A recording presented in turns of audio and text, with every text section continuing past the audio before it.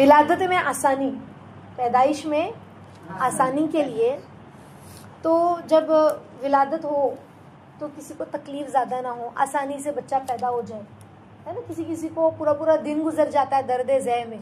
दर्द ज़ै यानी बच्चे पैदाइश के वक्त में जो दर्द होती है, तकलीफ होती है, उसे दर्द ज़ै कहते हैं।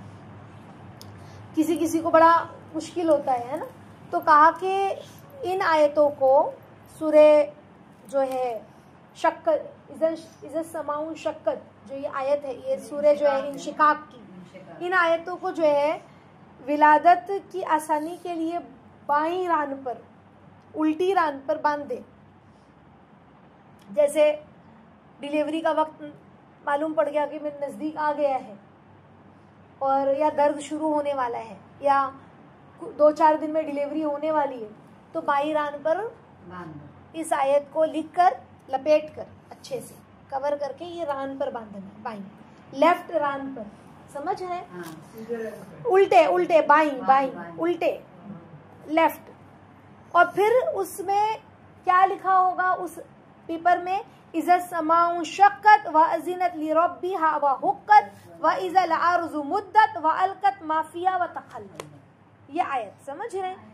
तो आयत नंबर शुरू से लेकर 4 तक, 1 से 4 इंशिकाक की, आयत नंबर 1 से आयत नंबर 4 तक बाईं रान में बांधना है ना। और जैसे ही डिलीवरी हो गई फौरन उसको खोल देना है।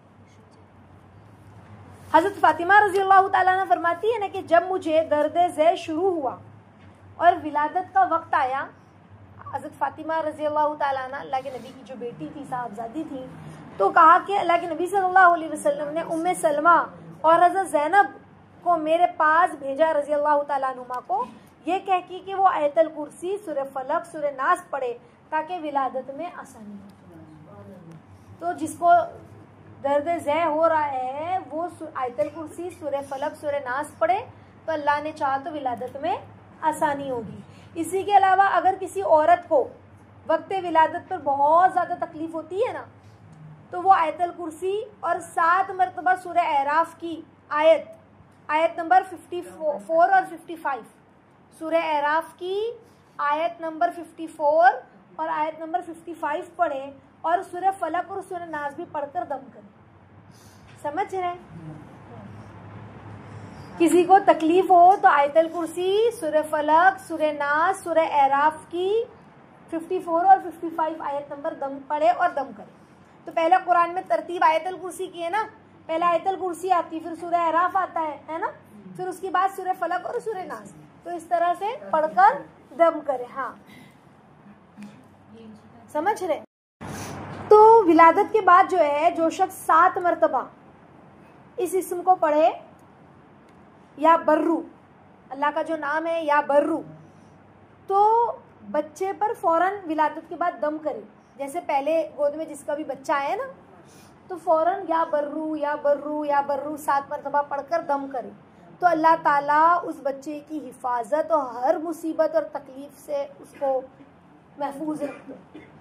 तो जब बच्चा पैदा हो जाए, हाथ में जैसे ही आए, अब डॉक्टर लोग तो कैसे, नर्स वगैरह गैर मुस्लिम है, नापाक है, तो हम लोग जैसे ही जो भी उनके साथ हो गार्जियन, फ़ौरन क्या पढ़े, या बर्रू या बर्रू या बर्रू।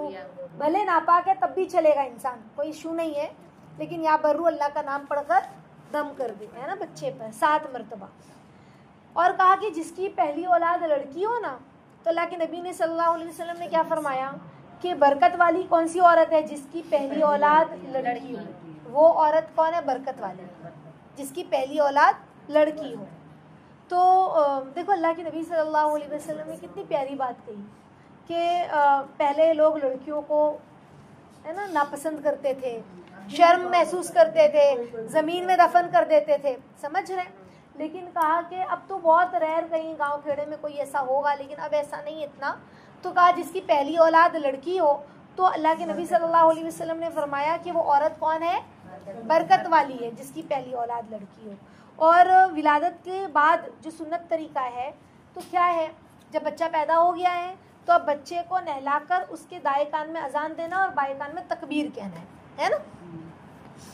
इसके अलावा किसी दीनदार बुजुर्ग से, कोई दीनदार हो, हाँ अल्लाह वाला हो तो छुआरा चबवा कर नरम हो जाए ना थोड़ा सा, तो बच्चे के तालू में लगा दे हल्का सा, समझ रहे? ऐसा नहीं कि पूरा छुआरा या आधा पाँव छुआरा ही खिला दिया, ऐसा नहीं, चबवा कर जरा सा जर्रा जो है बच्चे के तालू में लगवा दे। तो उसके सिवा बाकी रस्में अजान देने के बाद मिठाई वगैरह पाबंदी के साथ, ये सब फजूल है, अकल के खिलाफ और मकरू है, समझ रहे? बाज लोग कहते हैं ना अजान देने की मिठाई खिलाओ, रस्म होती है, कितने लोग तो बाज लोग अजान देने की यानी अजान दे दी उसकी मिठाई ऐसा बोल के भी ये रस्म और रिवाज है। तो ये इस तरह से गलत बात है, सब मकरू है, बिदत है, फजूल बातें हैं। अजान देने की रस्म कोई नहीं होती, अजान देने की कोई मिठाई नहीं होती। हाँ खुशी में इंसान ने मिठाई खाया है कि भाई हमारे बच्चा हुआ है तो खुशी में मिठाई बांटा है, वो एक अलग चीज़ है, समझ रहे हजरत? लेकिन वो अजान देने की मिठाई वो गलत चीज़ है, समझ रहे? हजरत हुसैन रज़ी अल्लाह तआला अन्हु की विलादत हुई ना, तो अल्लाह के नबी सल्लल्लाहु अलैहि वसल्लम ने उनके कान में अजान और अकामत फरमाई। एक कान में अजान दी, दूसरे कान में अकामत। अकामत तो पता है ना आप लोगों को, अजान के अल्फाज को ही जल्दी जल्दी इस तरफ दोहराते हैं और अजान धीरे धीरे एक एक लफ्ज़ को अदा करते हैं ना। अल्लाह के नबी सल्लल्लाहु अलैहि वसल्लम ने भी फरमाया कि जिसके यहाँ बच्चे की विलादत हो वो उस बच्चे के दाएं कान में अजान दे और बाएं कान में अकामत कहे, तो बच्चा उम्मुस सिबियान की तकलीफ से बचा रहेगा।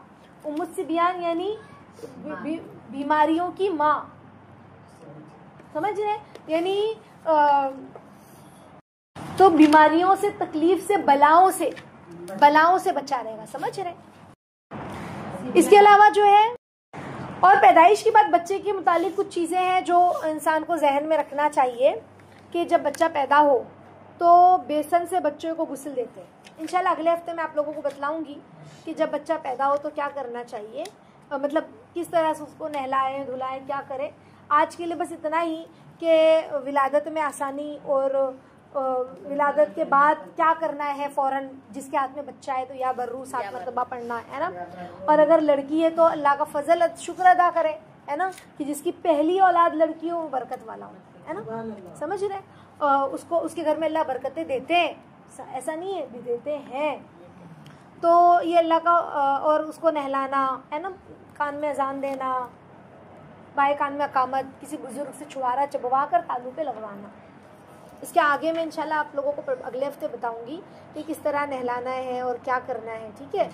चलो।